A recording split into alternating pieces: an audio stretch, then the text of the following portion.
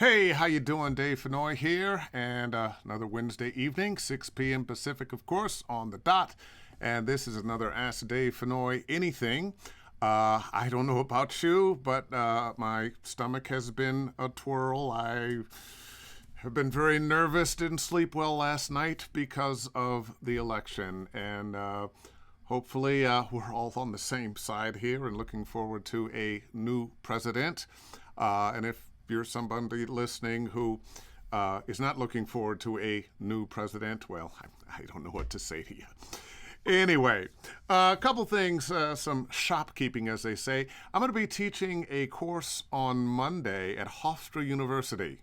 Well, not at Hofstra University because we're all locked down in our houses, but I'll be teaching voice acting for video games alongside my friend Everett Oliver, who'll be teaching animation to a class there. The learning goes on. Thank goodness for the internet. Next week, by the way, it's going to be Mary Lynn Wisner. Now, if you don't know who she is one of the premier voiceover coaches. When I came to town in 1990, she was an agent and coach then. And she doesn't look like she's aged a minute since then. She's got some kind of deal going with something or somebody. Also want to remind you about Connection Open. Wonderful article about Connection Open that was written by the Royal College of Music in London. And he talks about how Connection Open has really helped his students experience. And had a nice chat with a gentleman in the studio today that is going to be adding Connection Open to his way of connecting with voice actors. So there we go. And I think she's ready now. I'm going to bring her on. Ladies and gentlemen, without further ado, the one, the only, Miss Lori Allen. Yay! Wait a minute. Woo! The crowd goes wild. You got fans. How are you? Thanks, Dave. I'm good. How is the sound? Is it going to be echoing weird? Or is It's that okay? it's not pristine, but it is understandable. Now, could I turn you down on my computer? Right there, you sounded great. How about this? You That sounds good? wonderful. That's Okay, perfect. good. No, So you just talk really loud since I so you turned mine you down. I you you forgot that can't move. I Oh, can't move. I won't move. no, I'm kidding. I'm kidding. So how you doing? Just Yeah, trying to stay breathing. yeah, Honestly, yeah, I don't think I breathed at all last night. I also didn't sleep well. Our job as artists is to affect change and make change and not necessarily keep people entertained, but have like a human experience when we do this stuff. So when I was just sort of like just in that disbelief feeling last night with a pit in my stomach, I just thought, you know what? Life will go on, go up, go down, go left, go sideways. We'll somehow figure it out because the human spirit is resilient, and I have a lot of hope today. I know mm-hmm. that the current president is going to, just get litigious in such a deep, profound way that is so unnecessary and not ethical and not constitutional and not what our founding fathers want. But in terms of human beings and artists and how we can be with one another, I feel like this time has brought out the absolute worst and the absolute best. And thank Yeah, goodness, I hope most of us are seeing the absolute best in one another. yeah, absolutely. And now you're kind of sound wise going in and out a little bit. What microphone do you have? I'm Is it just using my computer. I can move into my studio and plug it in. how long would that take? Or try to, huh? How long would that take? Not long. You can either put it with me or I can hop back on. I can try to Um, put the earbuds in, but that's not what we want, right? let's try those. Let's keep you there Okay. and try those. You see, ladies and gentlemen, that it's experimental. We're trying things. While you do that, I'm going to pop back to so they don't see you doing what you're doing, and they see me doing what I'm doing. And I'll talk a little bit about some of my students. I'm not going to mention any names, but I work with a lot of people at various levels. And sometimes the teacher is learning something too. And from time to time, you come into contact with someone who, good actor, but their reading ability isn't up to par. Most of us are not used to reading out loud to sound like we're just talking unless we're in this wacky business. And I had a gentleman, he's an actor, he's a good actor, but he's used to memorizing his script, which is one of Oh, the I want to talk challenges about we that. face. You want to get in on this? Yeah, about how Oh, to do the real read, about how to sound like an actual person, having an experience and sharing it. Does it sound better? no, yeah, sounds better.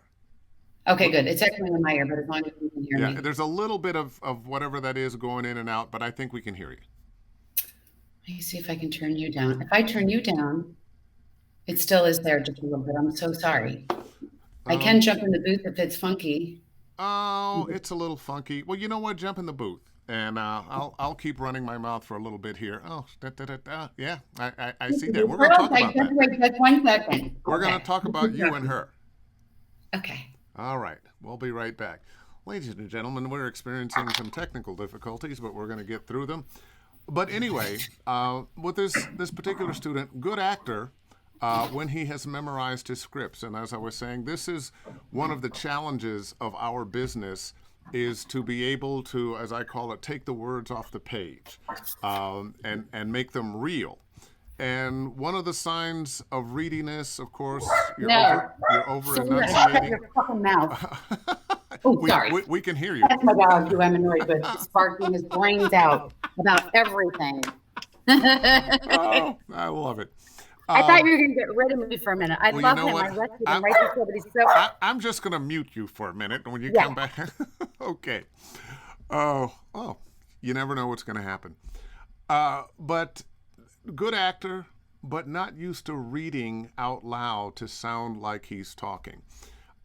And we were going over this and going over this, and if you haven't memorized that script, what I'm going to suggest, if you're somebody with that problem, just read out loud every day a variety of things. What we're trying to learn to do is translate the written word into the spoken word. And the writer does not write how we speak, they try. Sometimes you'll find a writer that writes in dialogue that doesn't say to but tuh. Uh, but you want to read out loud often, every day, and you want to read to sound like you're not reading. You want to glide over the words, read the phrases, not the words, and forget the song. You know how sometimes we have something and we start going into this song? Forget the song. What are you thinking? What are you feeling? Just give it that. Allow for those little imperfections of finding our thoughts. It'll go a long way. I tell people, complicated thought, simplified language. Anyway, I think Miss Allen is ready now. I'll knock on her dressing room door and see if it's okay. Oh, Miss Allen, are you ready? Better. Is there any weird talkbacky thing here Oh, now? that sounds better. Okay. Because I don't And if know there what is, else we're to not do going to right worry now. about it. We'll just keep forging through. Now, once Okay. again, ladies and gentlemen, Miss Lori Allen. That's Um, so nice. Thank you. And if worst case scenario, I can click on the link that you gave me from scratch from this setup, and maybe okay, that well, will I think help we're you going to be do it. fine. Okay. So, I was looking at your bio, and I'm just having a hard time believing that when you popped out of the womb, you started talking. And if you did, what did you say? Um, well, my parents are both actor creative people, and so they met at theater school, and they had a theater major and a radio minor, and so they were just super chatty. Like we would have crazy fun cast parties at our house. It was just nuts. And so then my dad went into advertising, and he would stick my sister and I in commercials, and so I think if I had ever come home and said I wanted to be a lawyer or a doctor, it would have been like, what? Are you crazy? So I just grew up with like crazy fun theater creative people, and I'm so grateful for that, to So, have that so support. I feel like when if you did you don't have that, you got to find your tribe. when did you decide you wanted to be an actor? Because you did your first commercial, starring in the commercial at age 5. Yeah, I knew it like 4. I think because I was hanging out on the set, in the booth, and I was I was doing plays when I was little, and I would also just love watching my mom. She would take her liquid black eyeliner and just have like a cocktail and be in a slip, and she was getting ready to do like Cat on a Hot Tin Roof or something. And I was cueing her on our lines. I was like, "That's so cool, being in the theater." And I think it was like Three Blind Mice. There was something that I did at school, and I was like, "Yep, that's it." So there was never a thought that I wouldn't be doing this. Yeah, okay. So you Yeah. knew from, it's funny.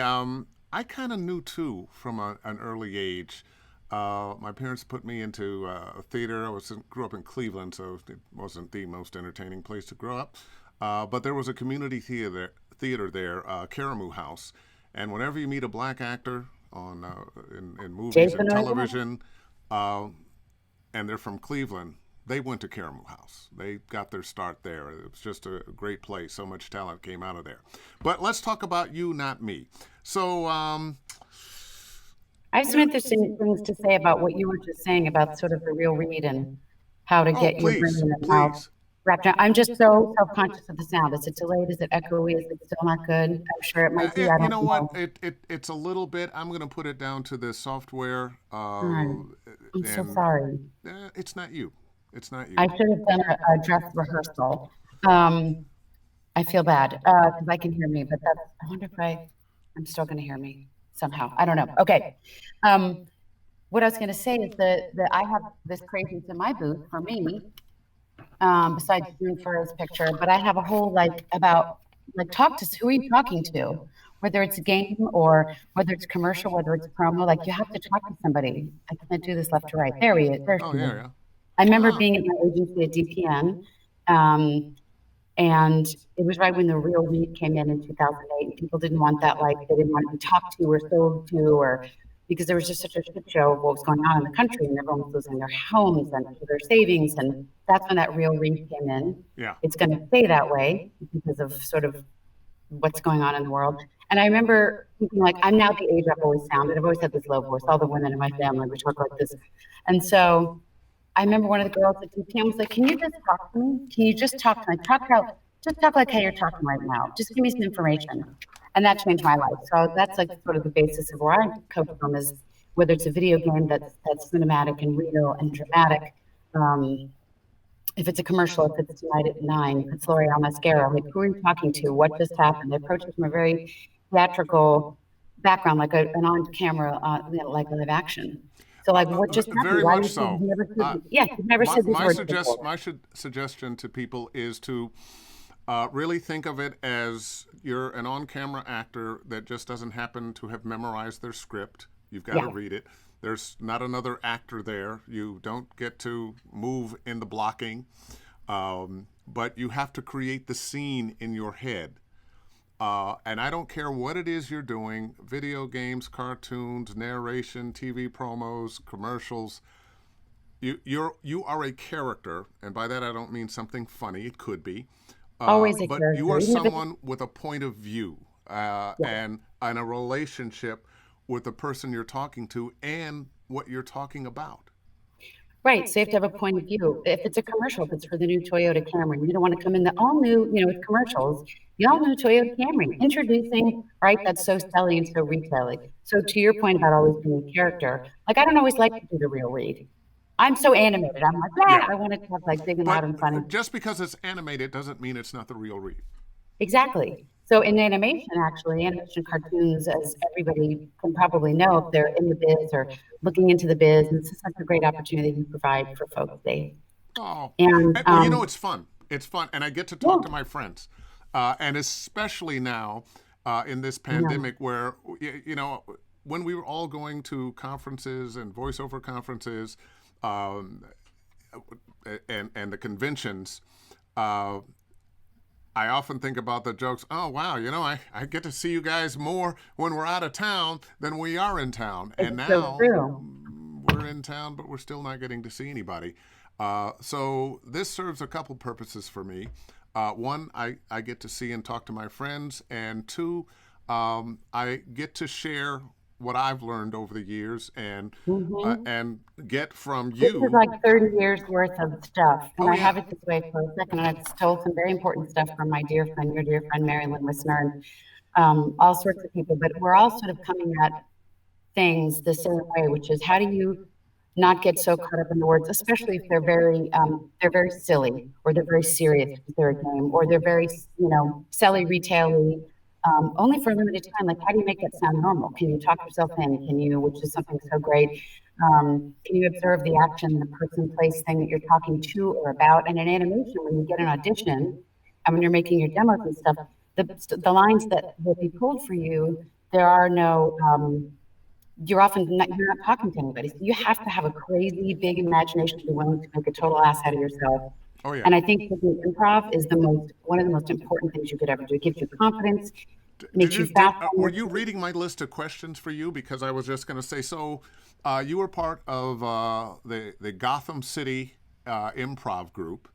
Yeah, the Uh, ground zero came back east and started a group, and it was the best training. I would like hustled my way in there, and I was like, yeah, I'd like to get into the intermediate because I'd taken with like Second City, and they were like, okay.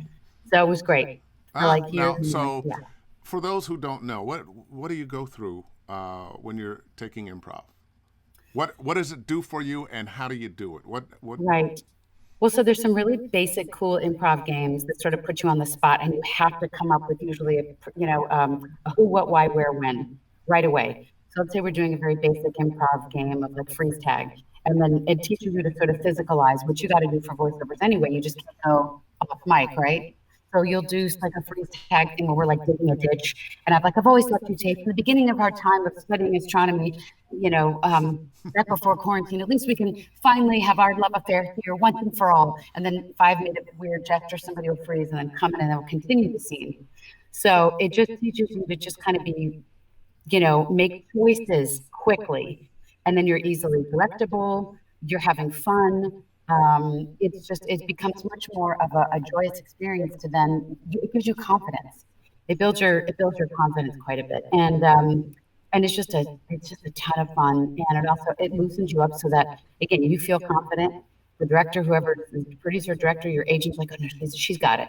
They have like whew, it just kind of makes you look good in a session, in an audition. And also when you're sending in something, like today I had a very two crazy things and I'd won like a real mom, but I still was like, wait, wait, wait, wait, wait, honey, wait, take a breath. I need you to explain that to me. So it was like a Disney sounding mom, but I had a whole pre-life going on so that she didn't just start talking. And Yeah. so improv helps to sort of vamp in a good way where you're not just going, you're actually making sense. You know, So creating a scene on the spot. I get this question from people all the time. I'm not going to give you my thought. I want to hear your thought on it. How close do you stay to the script? Good question. Um, First of all, I think it's interesting for on camera, as well as like, especially when something's getting ready, especially sitcom on camera. But for voice, when it's high, like Nickelodeon or something like that, you want to stay to the script because at the time that they're casting for the series, they are ready to, cast the talent and for all intents and purposes, get ready to go in some respect. However, I never just stick completely to the script. I improvise before. I improvise about the whole scene. I talk as that character so that I'm in the scene already, so that I know what that character wants, where she's been, what's a little bit of her history. I do a whole take that's just improv, and that's how I teach too. Is just do me a do me a whole thing about just the character, um, and then go into it. Same with commercial copy, animation copy, so that when you begin to speak or say the lines, you've sort of worked it out. You sort of know how the mom feels about the ex-husband and how she feels about the sweet teacher and how she feels about her son who's being a little bit of a brat. You already have all that figured out. So you don't have to play the funny. You're in the scene and naturally there's going to be like, oh, really? Oh, sweetheart, get down. Oh, there's going to be those normal things. Yeah. Same with drama where you're going to have, um, and I have a big thing about like when people have to do effort noises, right? So if it says like Lori reaches out to pull Dave by the dreads down in her studio, I'm not going to go, Dave, let me help you. Yeah. I'm going to have it within the line and be like, Dave, yeah, let me help you. Right. So I feel like any of those effort noises or jumps or screamings, like you got to be willing to kind of have that be like infused in the scene and definitely put your stamp on it without being obnoxious to the writer. I think it's just a matter of breaths, especially for animation and game, breaths, vocalizations, repeating a sentence up at the top, like Dave, I said get down from there. Yeah. Instead of just Dave, I said get down from there. Dave, we want to hear you see it. So I'm going to see you like right? So that's when you can add some appropriate improv, not to do it just to show off, but because it's absolutely organic to the scene and moves it forward and helps the scene. Fantastic. And I loved early on when you were talking about that of creating what's in the scene, how you feel, what your relationships are. One of the things I tell people to look before you read the words that they've written for you, read who is this character, and as much information as they have about that character, take some of those things and just start ad libbing this character telling their own life story. Yeah, I To agree. I agree. It's very method type of acting, like the Uta Hagen sort of way of acting. But who is this character? And I feel like reading sometimes though for commercials, especially, I'll read the copy first and then I'll read the spec. Sometimes, but oftentimes, as you know, you'll get a picture. If you're doing animation or games, sometimes you won't. And then sometimes you'll get just a ridiculously long thing, and you're like, "Oh, for the love of God, just tell me what you want her to be." And then sometimes it's 4 sentences, but I have myself, and I do for myself, and then I have all my clients read the whole spec. And if again, like you said, if it helps you get into character, like there might be one word like she's tipsy, or you know what I mean, or she like despises, and it's going to be like two last little minute things that are in that spec that are going to be something you can relate to right as you jump in and into the words of the script. and then boom, away you go. So let's Really? back up now. You usually this is the part we get to later. I want a few people wanted to say hello. Hi. Let's see. We'll just flip through. Let's see. Oh, hi Yama. No, that's somebody else. Oh yeah, there we go. There's a little hello. Lamar Gully Hi. says hello, Hi, and Lamar. Hi, everybody. Justin Hogan. Hi, Lori, Yeah, aka the Justin. Loyalty boss. to the end. I know that he Uh, likes that character, the boss. and Bruno says Hi, hello. Bruno. Oh, got a question. Yes. Lori, did you use anyone in particular as your voice model muse for Pearl, the Pearl character? And that, of course, is SpongeBob SquarePants.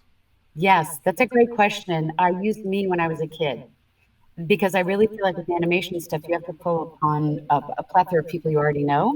So one of the things I often think to myself is, what did I sound like at 5 or 8, or what did I sound like at 15 or 17 or 20, or what am I going to sound like when I'm older, right? So I just did me because I knew she was like a daddy's girl. She loved to go shopping. She was very loud, but she was also really sensitive. And I was like, that is me. So I just did me like younger, but then I knew she had to be really big because she's the biggest creature in all of Bikini Bottom. So, and I added in a little bit sort of like mall girl. So I knew she had to be sort of like this, like how I talked when I was younger, but then I knew she was going to have a little bit of an attitude, but I knew she also had to be really big sounding. So then that's how that came out. And then I have a goofy, loud, obnoxious laugh. And so somehow Oh, Pearl I does never too. noticed. Yeah. Yeah. So that's really how it started. And then what's great is that if you do free yourself up, again, a great example, I can't help it. I'm like you, I go into teacher mode, but um, they'll end up writing stuff where the character laughs a lot, or she's that hi daddy. So those things that she does, like crying hysterically and laughing, those are also a big part of my personality. You know, So they'll you go from are there. giving such gold here. I'm absolutely loving this. Just what you were doing there on how you created that voice was a whole lesson in Yeah, character development. yeah. And let's go right here to Phil Hoover. It's funny, I was watching early season Family Guy earlier where Peter got Diane Simmons on the King The and King and I. I, yes. So it's cool to see you talking to Hey, Lori tonight. Phil. Well, you know, That's a great episode on Family Guy. I was on there for at least a dozen years, and I did this pre-Family Guy show with just Seth MacFarlane and myself. And he's the most ridiculously geniusly freakish talented person in the world. I love him so much. and And a nice guy. yeah, and we had a scene where I was in community theater, which is perfect. That Diane Simmons is actually based on my mom, because my mom is a wonderful voice artist, mostly retired in directing and teaching and producing in Florida, where she is with a lot of community theater. She's amazing, and and so she would go down and do booth announcing. So she would do a lot of the stuff for the news, and you're going to hear the dogs. Sorry, I did the F bomb earlier. They're just going to be like, yeah, yeah, yeah. My little rescue boys. But Occasionally so mine that bark, but it's a lot deeper. Oh, yeah. I'm so used to big dogs. I'm so not used to these little dogs. And I was like, "Shut up, Finn." Um, I realized he's just saying hi, like, and he's like, "Hi, mom. Hi, whoever might be at the front door. Hi. Groceries dropping off. Hi." I'm just not used to that high pitched barking still. Anyway, so Diane is based on my mom. And then what's so funny is that I love that Diane is obsessed with theater. So that just cracks me up so much. She would be in community theater. I love that Diane also had a talk show on Family Guy. So Diane had a whole nice big life full of crazy things. Yeah. So So, but that's based on my mom. And basically, it I was your also, that's mom's one of my voice favorites. and you. Say again? It was your mom's voice and you. Yes. Yeah, there we go. Absolutely. Her doing the news and always sounding appropriate. But when she wasn't, she was like, "Oh, come on, Tom." Yeah. Okay, we'll back up again. Now, you're from D.C. How'd you end up in L.A.? Guys, zip it. We're on live. Do you guys want to come in? For a minute there, I thought I asked a question she didn't want to answer. I'm leaving. No. Okay. Do you just want to say hi? Is that what it is? Aww. This is Finn. This is the newest rescue. He's an officer student in Bakersfield. He just wanted to say hi.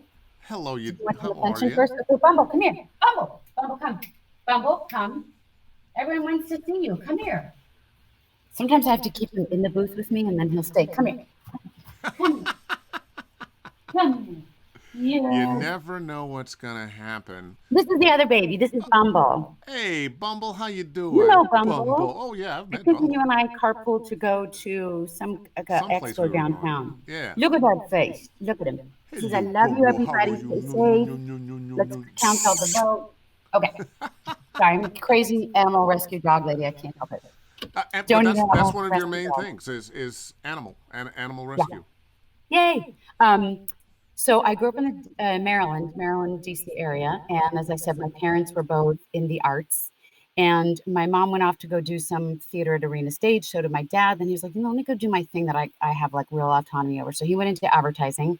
My mom was doing voiceovers. Dad was in advertising, doing his own voiceovers and jingle writing, singing. And so he'd stick us in commercials. I was doing some theater as a kid, community theater, and then doing theater at school. And then I did voiceover just because my dad would stick us behind the mic. And I think my first spot was like for Archway Cookies. And I had to be like, they were like coaching me how to do it. And I was like, excuse me. So I was like, I don't need any coaching about cookies, So then went through junior high school, doing tons of theater. And then I remember when I went to Emerson in Boston for 2 years. Then I went to NYU for the other 2 college years. And when I was I guess I was at NYU by this point, I transferred. And I was like, you know what my day job should be? I wonder if my day job should be like doing voiceover. So I went back to DC, Maryland area where my dad was. And I had him put me together a demo, like good old fashioned, like splicing the reel together, like we'd I use remember I was in a radio razor blade. at that Yeah. time. And it was pretty good. But then I really owe the rest of my career, my experience in voiceover in New York to Alice Woodfield, because she was doing people's demos at the time and she was coaching, and nobody was doing a lot of that then. We all are now, you and I too. So she just sort of took me under her wing and mentored me. And I only had a day job for like 1 year. I was a makeup artist. So I love makeup. So I'd put it on mostly for Chanel at like Bergdorf Goodman's and Bloomingdale's and Macy's and Saks. Oh, and so everything. yeah, you'd be in the store. You'd be okay. Yeah. Yeah, and then I would like race from coaching with Alice and be like, "Hi, do you want to try on some Chanel number 5? Hold on a second."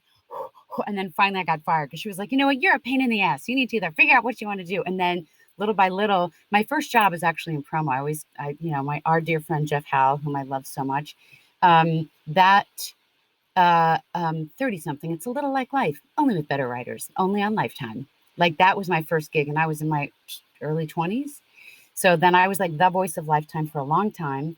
Then I did a lot of on camera there, and a lot of commercials, a lot of promo, encore and stars, and something else in Lifetime. And then I was like, I had tested for Mad TV, In Living Color. What the heck is the other? I would have been on with Jim Carrey and J Lo. Saturday Night Live. SNL, I did have a quick shot at that, but there was a no-go. They were like, "You're old." I was like, "I'm 30. Screw you," But I came out because I was like, I want to do more comedy. And I was like, I can so easily do animation. Like, duh, I'm hysterical. I do improv. I know how to like listen to people and mimic them, and whatever. That's another thing. Whatever you find interesting in the way somebody speaks, put that on your list of characters. Even if it's just the way somebody says their S's and they have a little bit of still an S. Like I get when I'm tired, I have a lisp. I'll get a little lisp. This somebody lispy. Yeah. Yeah. So I came out here. I took some animation classes. I owe so much to Chris Zimmerman Salter. I know you know Chris and Charlie Adler, my mentor, and they were brought me in, and that's who cast the Metal Gear Solid and who cast my first series SWAT Cat. So, Chris Zimmerman, I love you.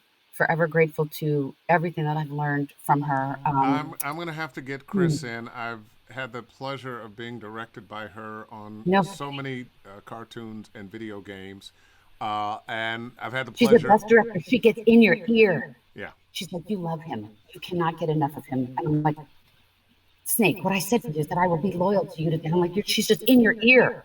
She like yeah. creates this stuff for you. That's a sign of a magnificent director. Um, because she's literally in your ear, especially with those one-off for game stuff. It goes on for pages and pages and pages. And how do you stay in it? We would be like, let's go get a drink. This is exhausting, in a good way. So she's amazing. I just think she is a fun. I'm gonna call her. I just think you And should call her. I Charlie love her. Adler.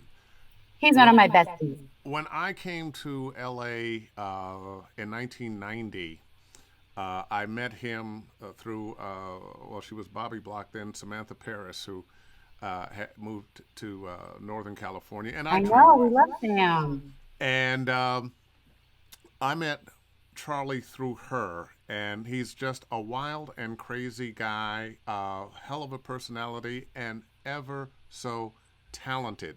Also is like, go for it. Just make it. He's like faster, louder, funnier, and then just bring it down. So like, I love that idea that he was like, just flush it out, and we can always like bring her back in about a character. Again, comedy, drama. He's an incredible director too.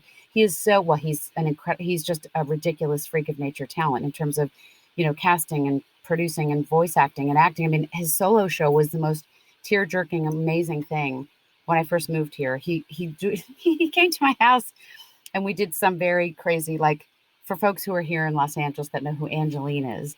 She was just this enigma of this woman who would just voluptuous and was like on. She just put herself on billboards, and everyone was like, "What the hell is Now, that?" Everyone's like, now, "I don't now, know, it's let, Angeline." let's back up with Angeline a little bit, because I think there are a lot of people who either don't live in Los Angeles or weren't here from, I guess, through the late 70s to sometime in the 90s, I think. Angeline was this blonde bombshell who drove around in a pink Cadillac Corvette, convertible. Corvette, Cadillac, What's that?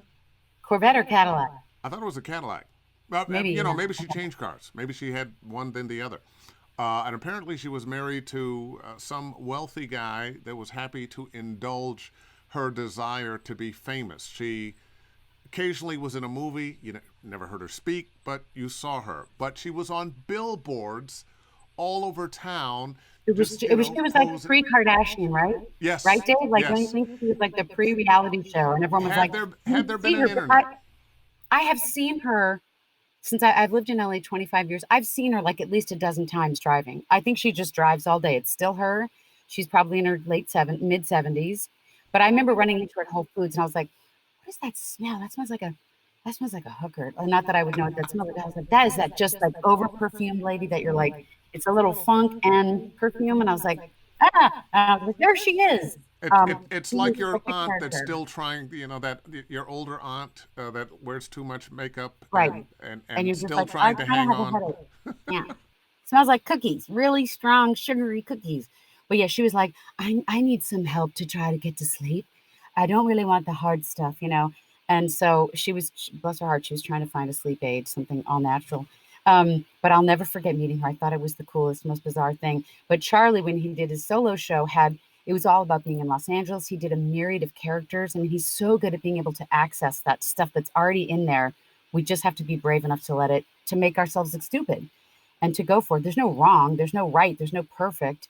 There's just an opportunity to play and just be crazy. And you know what? And I love that the fact you say a lot of times I tell myself, look, remember when you were a kid and you were playing and you didn't care, you weren't judging yourself. Oh, am I playing this bad guy well? There was none of that. You were just in it and doing it and not worried about, oh, is this working or not working? You were having fun. And we yeah, have to bring that to our acting. I got a couple of people want to say hello. Let's hey, see. Brian hi, Wagner. Valentine. Oh, it is a He's Corvette. I thought correcting. He's so. correcting me. It was a Corvette. Ellen. Hi, and Ellen. love you Thanks, both. George did this. Thanks, Ellen. Mwah, mwah, mwah. George, Uh, in my old house, I had a big studio. This house is tiny, the little coat closet, and I would have put it in the front closet, but my ex had his stuff there. And anyways, this is the tiniest space. But he did these sound panels that are amazing behind me, in front, up top. And then I had this fabric from a dear friend of mine who passed away, who was a drapery designer. And I said, I don't know what. I said, George, hold on. I was getting out of the car and I happened to see this fabric. And he's like, yeah, let's put it. So it's on my little mic stand. I mean, the copy stand, and it's where I have the computer. So I just like it brings me like I have all sorts of crazy so stuff in this my. this is your studio right here that we are in, and it's this Yeah, narrow little closet. it's a Uh, narrow little space. It sure is. you know, there are so many spaces that can work, and I've been in your house, so I remember you walk in the front door and there's that To the closet. left. Yeah, Yeah, just open the door and like, whoa. yeah. So what's your microphone? My microphone, what is it? I always have to ask George. Is it Sennheiser? What is it? Sennheiser? What's the? 416. Yes, thank you. Sennheiser 416. And then I like the most original popper stopper that says popper stopper. And then what do I have? A Mackie something? Mackie 1202? Or no, it's a lexicon. I don't know.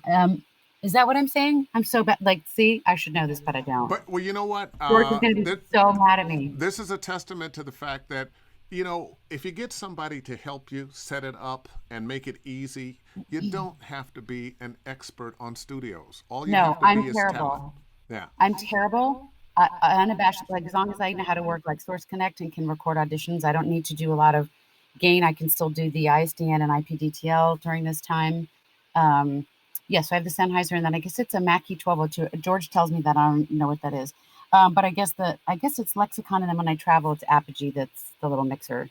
And Well, I let would me ask you I'm this. embarrassed, but I'm really not. S- This part isn't my forte, so I don't really Yeah. care. I know what I Since need to know. since the lockdown here and so many studios not bringing people in, and occasionally they are, how much work are you doing from home? Um, a fair amount. I mean, I wish I was working more. Animation is in full swing, is an understatement. So are commercials, so is promo.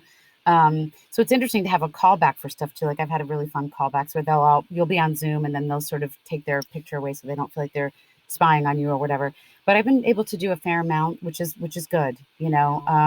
And I gotta somehow get George in here to help me do a few things so it doesn't get overheated and all that stuff. But I didn't bring the little thing that it sits on the laptop.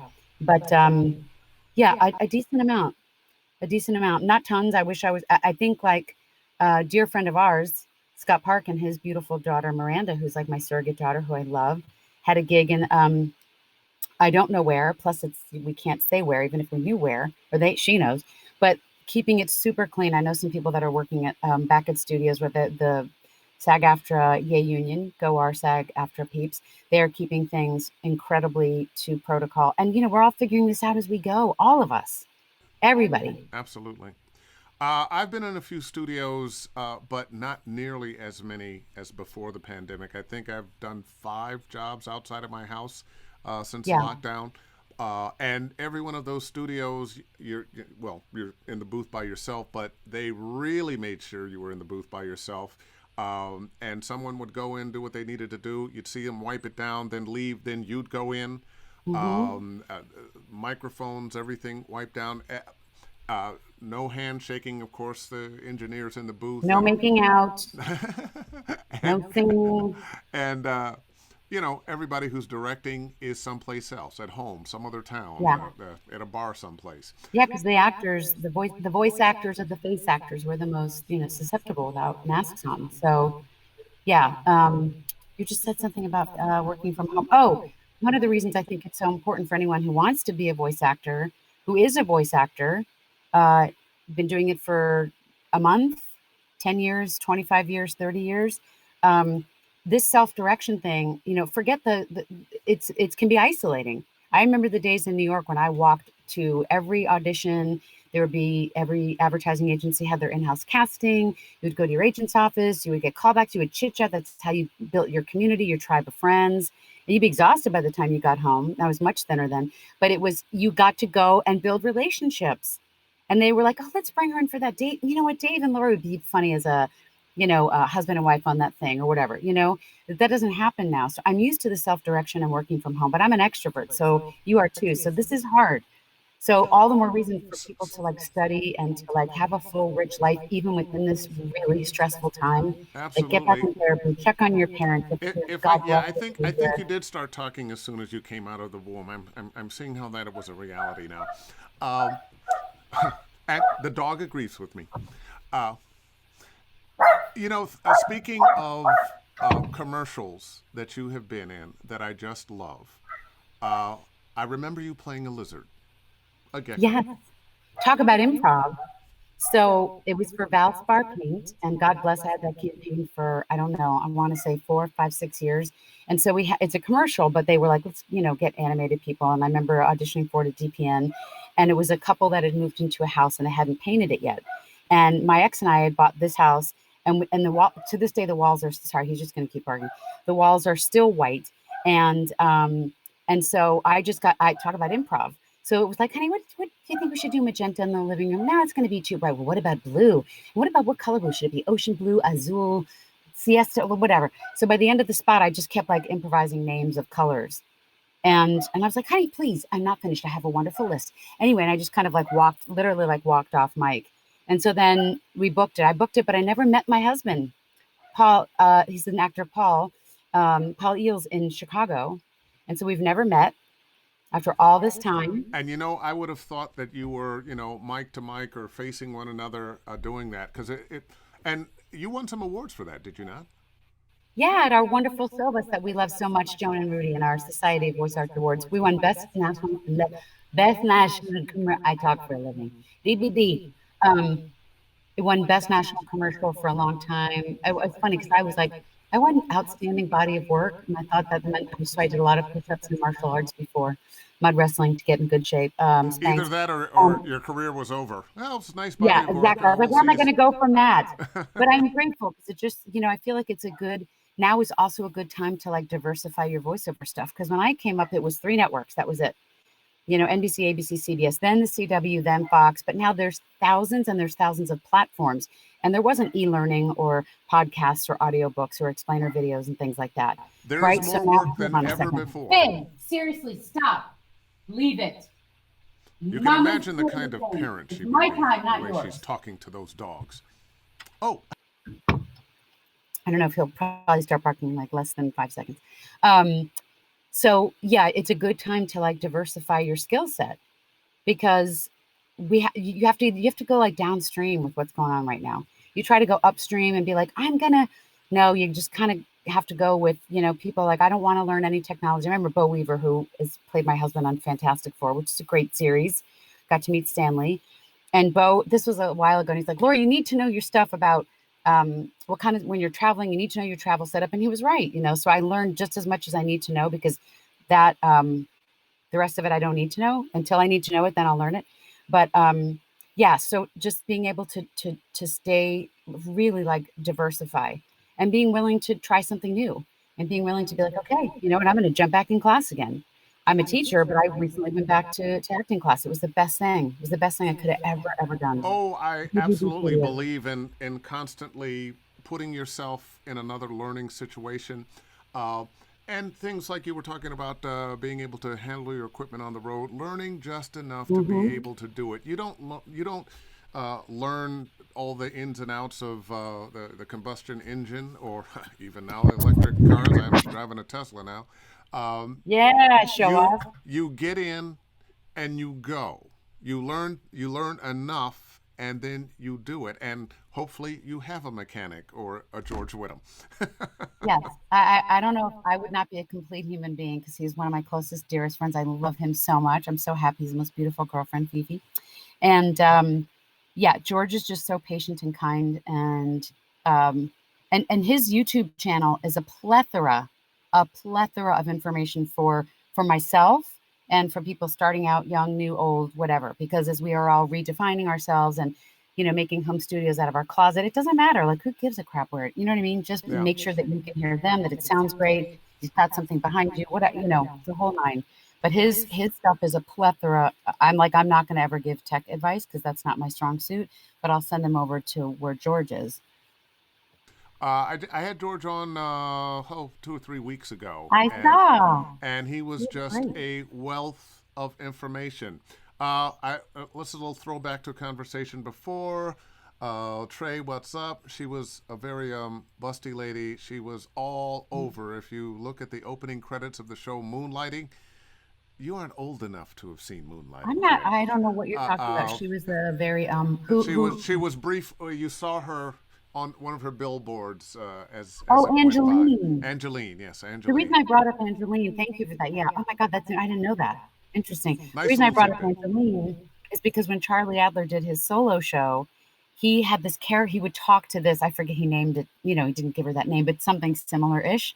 And he would like talk to her. He was this one of his characters was this sweet homeless guy, and really dealt with the homeless situation here in Los Angeles that is still unfortunately just across the country is still just so bad. Um, and he was looking at this character. So he came over. It was his partner at the time, and we all had a couple cocktails, and I like posed on the couch, and then that character was based on me, which is really funny. He was like, "It was fun looking at you every night," and I was like, "I was mortified when I saw the show, knowing that I had posed like that." Um, but you couldn't really tell it was me. You'd have to be my mother or my boyfriend at the time to know. We all You know what know I now. mean? We all know. You know, we all know now. Couple of comments and questions here. Dalia Ramahi. Hi, Uh, Talia. I believe Yay. she's from DC. This DC. Yes, live I is think you're DC. amazing. Thank you, Dave and Lori. And yeah, you're just being My pleasure. fabulous. And oh, there's Ellen again. Ellen Hi, Newman. honey.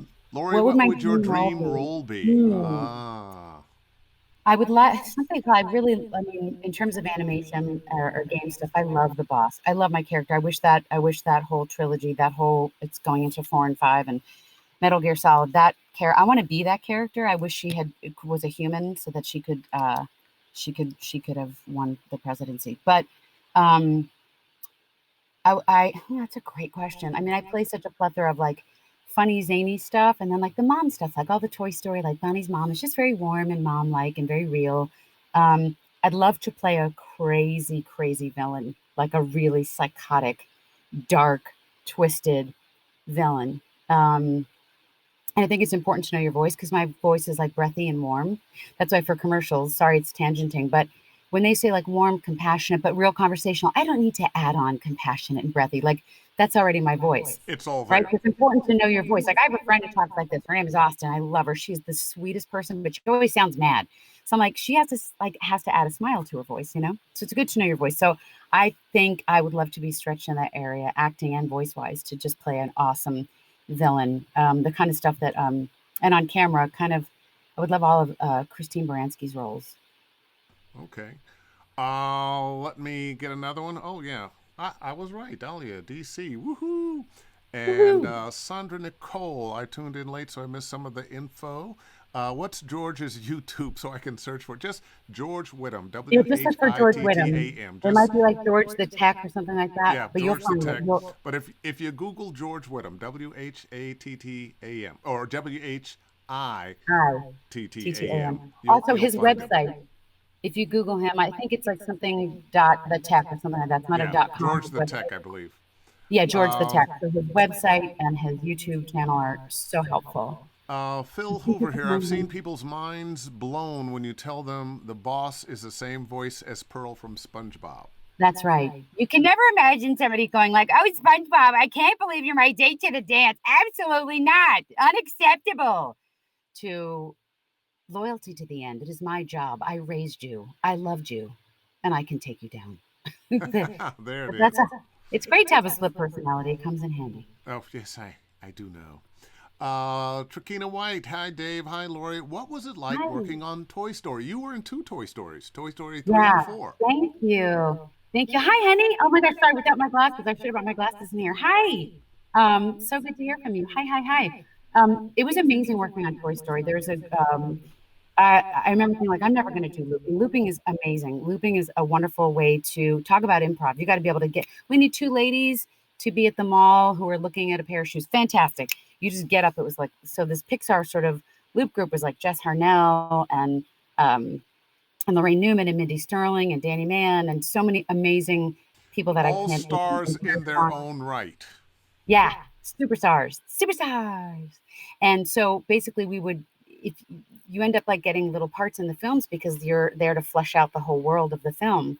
And at that point, they're heading more and more towards, finalizing the film. So you'll be in for several sessions. And so Bonnie's mom, and it's a little intimidating. You sometimes have to like audition in front of each other, which is very strange. My mom said they do that a lot in community theater where I live here in the Villages.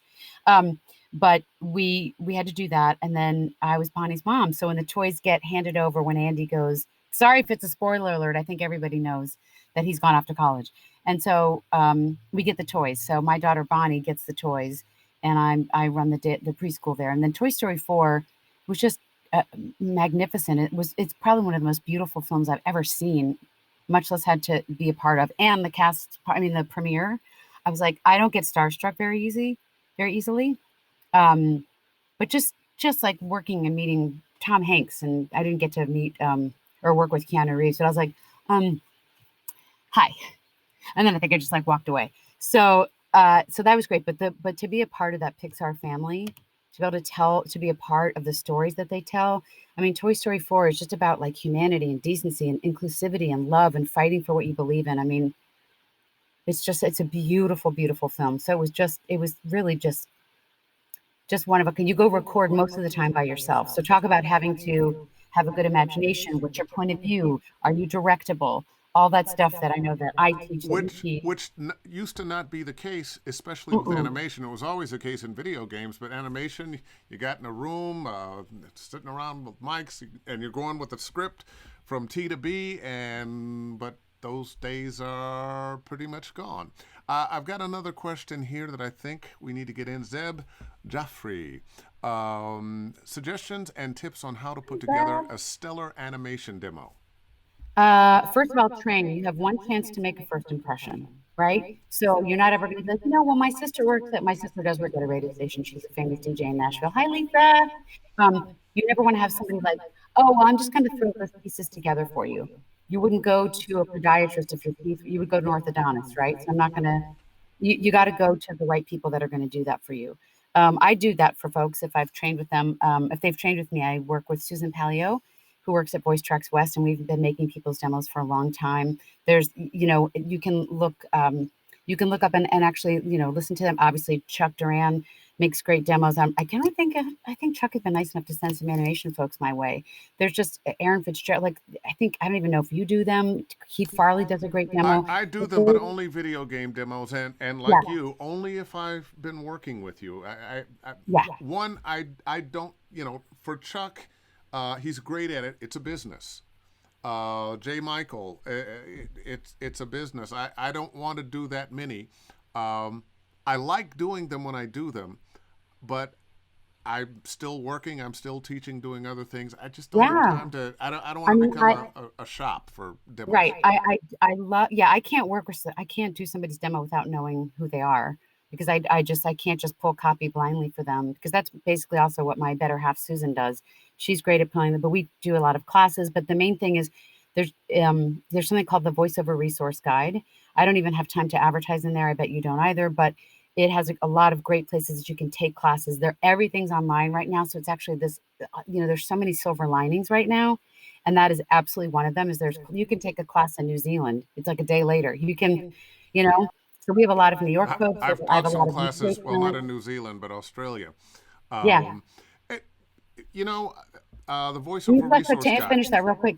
You flesh out your characters. You get good scripts, and you have to really work on your acting and your improv almost first, because you're going to get scripts that are really either crappy or overwritten, underwritten, or they're just not a lot of exciting things going on in the script, which is fine, because it's maybe, like more very simple, kind, compassionate animation stuff is coming out for kids because of what we're going through right now. So it's about teaching kids to be kind and nice and accepting. So you're like, nah, that's not as fun. That's not kooky. That's not like Adult Swim or whatever. Be somebody other than the president.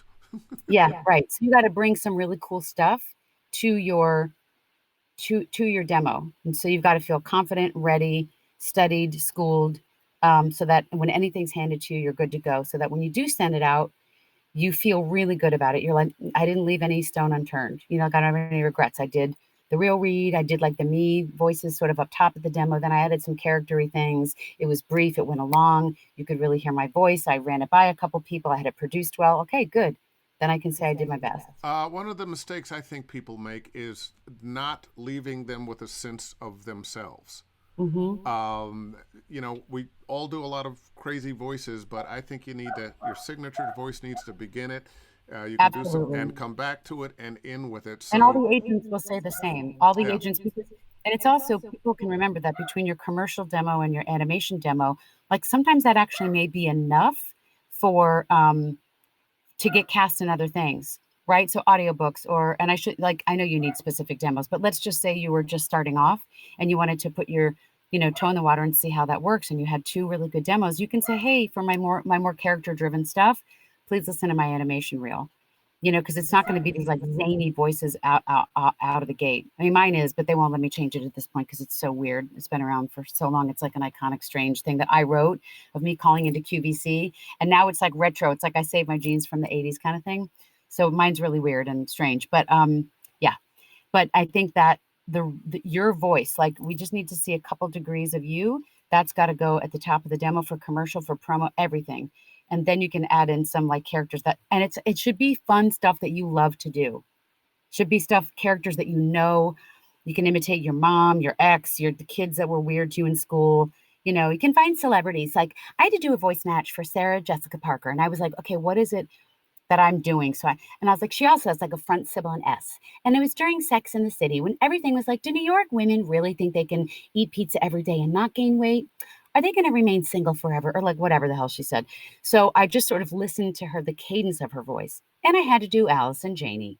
And her voice kind of is a storyteller, kind of goes up and then it lands, you know, Kaiser Permanente. So when you listen to the cadence, the way somebody speaks, a celebrity, no one's going to ever know if you're doing like a bad female Arnold Schwarzenegger for, I did this crazy like lesbian gym teacher. It was so much fun.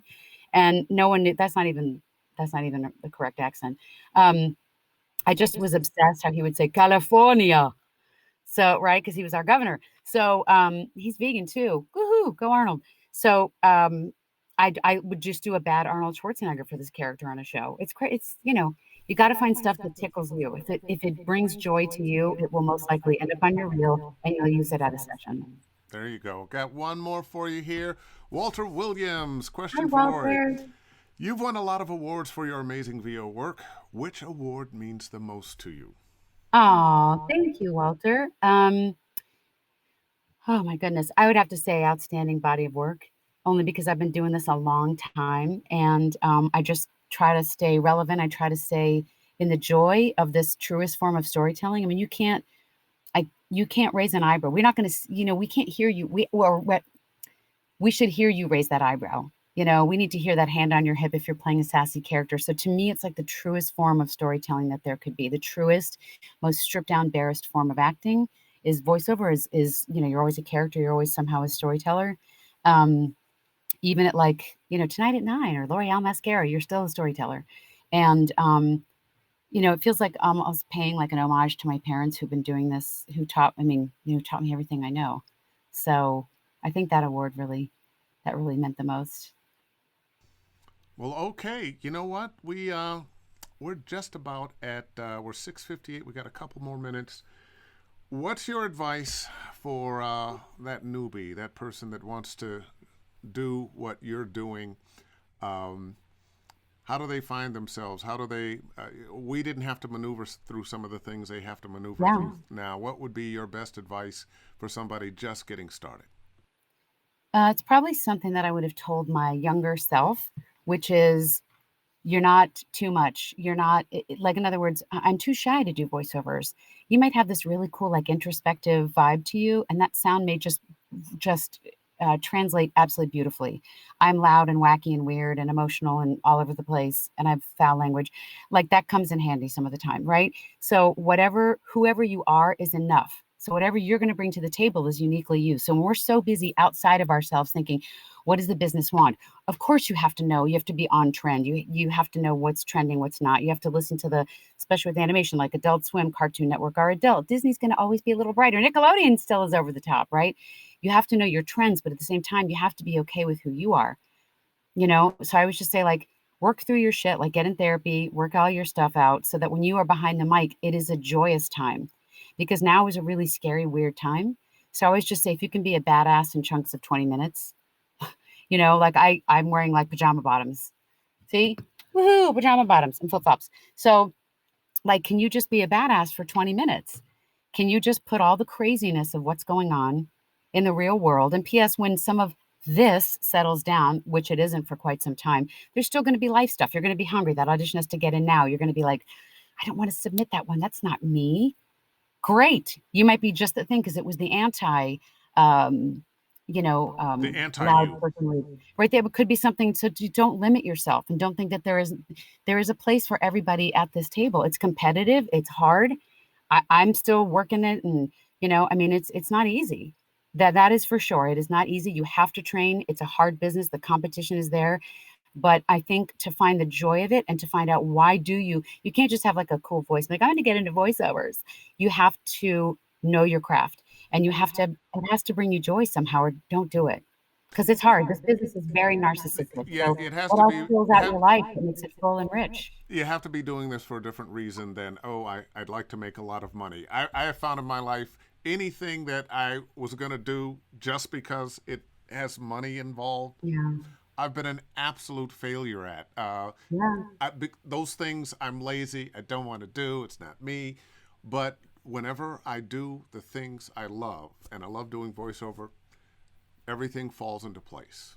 Right. And I think that's how, like, right now, I mean, I don't know if it was my shrink years ago or somebody who said to me, like, be of service. So when you're feeling really down, can you, like, I was doing some Biden calls. I did not do nearly as much as I would like to, but can I do something? Can I go rescue another dog? I saw him, the barky cute one, and I was like, you know what? I'm going to be at home.